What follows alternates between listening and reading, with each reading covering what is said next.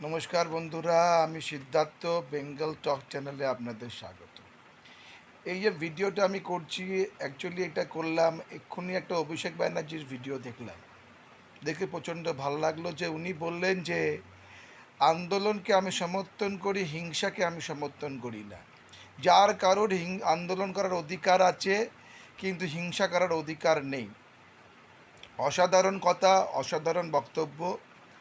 কিন্তু অভিষেকবাবুকে আমি একটাই মনে করে দিতে চাই, দুটো হিংসা আমরা আন্দোলন দেখেছি, ও দুটো আন্দোলনকেই হিংসা রূপেই নেওয়া হয়েছিল। সেই দুটো আন্দোলন যদি বলা হয়, রাইটার্স দখল 21শে জুলাই, রাইটার্স দখল 1993 সালে 21 জুলাই, যেখানে তরতাজা প্রাণ মারা গেছিলো, কংগ্রেস যুব কংগ্রেসের তরতাজা প্রাণ মারা গেছিল।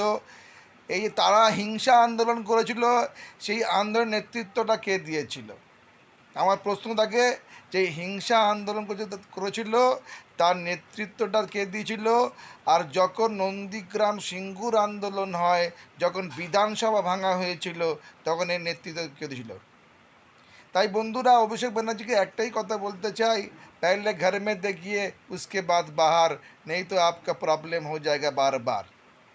पहले घर में देखिए उसके बाद बाहर, नहीं तो आपको प्रॉब्लम हो जाएगा बार बार। बोलने की ये आदत नहीं रहेगा आपको, তাই দেশকে लिए आप मत छोड़ना छोड़ दीजिए। ধন্যবাদ বন্ধুরা।